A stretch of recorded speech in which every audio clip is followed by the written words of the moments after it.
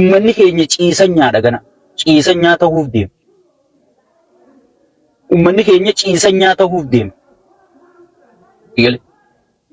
Kana gurra si calawu. Amma Shimallis Reengadda kanaa booda beenyaan nama dhuunfaatii kafalu hin jiru jedhe. Isin buqqifna maal fiddan waraana qabna milisha qabna maal fiddanii beenyaa qarshii takka isin hin kafallu jechaa jira. Dur gaafa Miniliksan abbaan lafaa bara Giraazmaach maarree balaachoo mitiqishoo miliyyoo balaachoo ja'aniiti bar namuma Itoophiyaa kanaan gabru amma Arabaa sin dhufuu ta'a. Giraazmaach Abdullahi ibn Aziz, Giraazmaach Abdullahi ibn Khafar, Giraazmaach Abdullahi ibn warra afaan keenbeeyne dhufuu ta'a. Gaazaa hundarraa buqqisanii fiduu ta'an namichi biyya gurguratee jira. Biyya tana gurguree seeraan gurguraa jira. Heeratti baafatanii jiran. Ummanni keenya gammaquu qabdan. Hayyoonni keenya baatanii waan kana mormuu qabdan. Mormuu qofa osoo hin taane dura dhaabbattanii waan kana dhaabsisuun dirqamaa jechuudha. Waan harree Iraan Arabaa kennan. Arabni hanga nama keenya tuuffatu ni beektan. Arabni ijoollee teenya gaara Yaman kana keessa saaruqaan fixu jira. Yaa Abiid jee. Madaamiin ijoollee teenya gartee distii oowwitu tana hudduu gallakkisu jirti. Osoon isii nyaata ilmaan isii dura guurtu, isaan dura guurtu, miila irraa dhiitu. Soosaniifuu ummanni keenya gabrummaa haaree jala seenuu deema.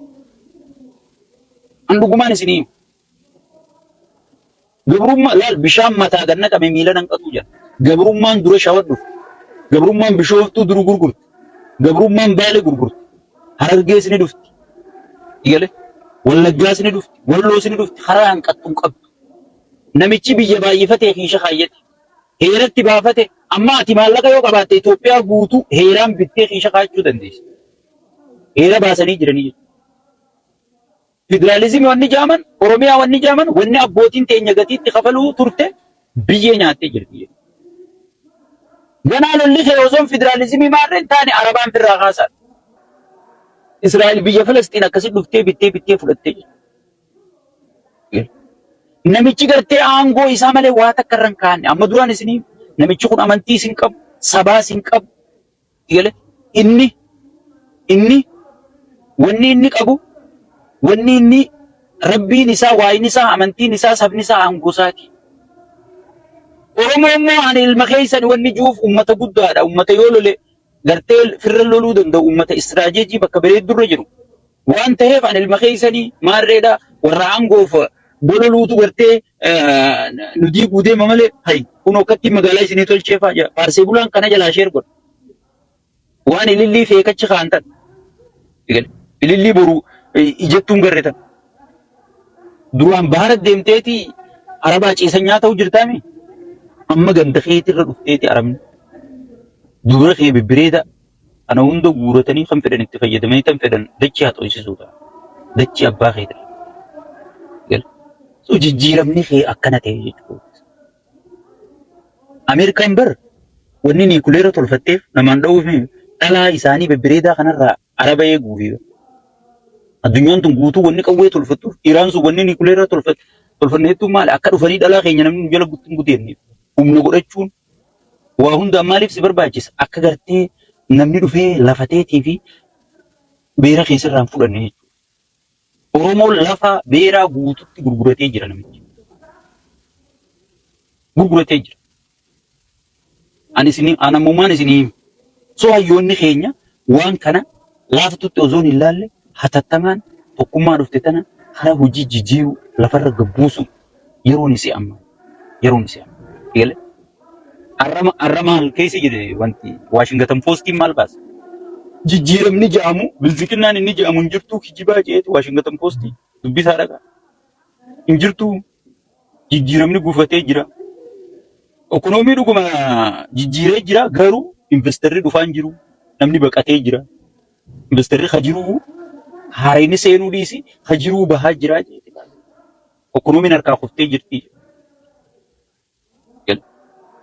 So biyya ekonomiin kuftetti biyya investarri baqatetti biyya gartee wanni baqatetti inni imma dachi duru Itoophiyaa hisaaba kiyyanaa kafali jaan hanga gatii Itoophiyaa irraa hunda keessa kaatee jira namichi. Kaan piraayiveet jeettiin bitate, kaan masaraan jaarrate, kaan gartee waraana kana leenjisee uummata cafaysiisuuf si galee qophaa'u jira jechuudha.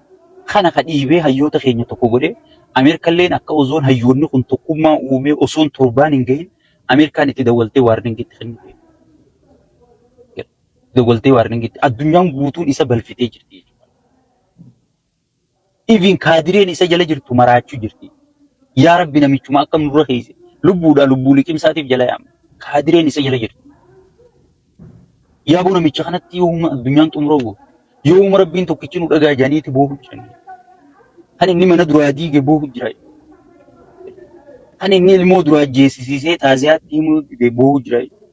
Kan inni ilmoo duraa madeessee kaan duraa naaffisee kaan miilirraa citee kaan ijji bayitee manatti fidee darbee fi galee nama meeqaatu maraayyaa ittisaa warra jaan warra inni gaafa wayyaanee lolchiisuu ture san haadha abbaan har'a ijoollee meeqa harka qabanii deemuu ni jiranii.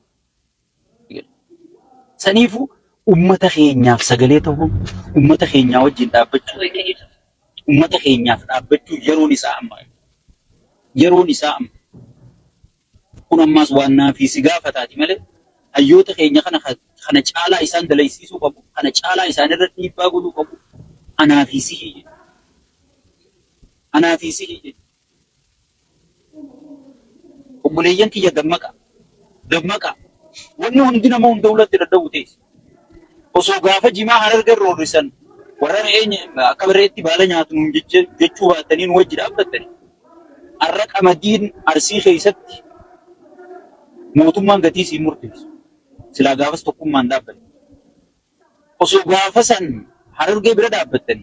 Har'a warqeen Wallagga keessaa bilaashi qotamee karaa seera alaatiin Arabni akka fedhe baasee qabeenya keenyatti taphatu jechuudha. Saniifuu namichi nama gartee qulfiin harkaa bade. Mee paarlamu madeengaddaa kanarratti waan takkaan isin yaadachiisa. Maal jee ture? Baandaa sodaanneeti gaazadoo isaan baasu jirraa jee. Mee makiinaa gurguddaa waan gaazaa fe'ee deemu kana uummanni dillisuun ijaan hin argu. Moodachuma jalaa ol baasa makiinaa saniis. Bombaa gurguddaa makiinota bombaa gurguddaa fe'ee deemu kana. Maashina guddaa gaaza qotu kana. Uummanni kun toora san hin jiru hin argu. Namicha gartee waan akkanaaf haasa'u. Namicha fireenni siyaasaa harkaa bahe. Fireenni siyaasaa harkaa bahee jira. Obboleeyyan kiyya.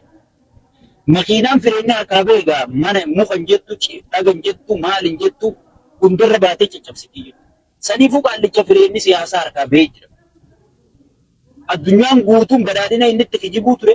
IMF irraa eegali. Addunyaan guutuun lakkii wanni ati godhaa jirtu hundinuu waan kijibaati waan manaamaati jettee jirti. Amma kun IMF maallaqa piriinti godhee itti dhoo isaan naqu jireenya. Paaspoortii Itoophiyaa kana duraan Dubaayii tolchu. Angaafa inni maashina paaspoortiin bitadhaa wallahi gaafa paaspoortiin bita jee inni maashina galchuun maallaqa tolchuu deema jee isniin. Akkasuma maallaqa heeraan alaa kan naashinaal baankiin hin beekne halkan kana guutuu maallaqa piriinti godheeti baankii naqaa bula jansiya. IMFin kanarra naqabeeti manaajara jijjiirii fuuppii kee kana akka feetetti maallaqa seeraa alaa naqu jirtu kana. Addunyaan hogii maallaqa piriinti gootu naashinaal baankiin beeku qabdi maallaqa meeqa piriinti goota. Inni halkan guutuu tana bula si gala. Wanni itti maallaqni Itoophiyaa gabbure, wanni itti maallaqni Itoophiyaa rakkishe, wanni itti maallaqni Itoophiyaa gatii dhabe. Maallaqni isa harka guutuu wanni bittu hin jirtu. Si gala. Oromiyaa baddee, Oromummaa baddee, si gala. Namni rabshaa kaasee abadan yoo isin hin bilisoomne jettanillee hanga isin hin bartanii bineensa kanaan bilisoomsee hanga isin hin bartan eeggadhaa je'ee namni didee gaara sanitti si gala.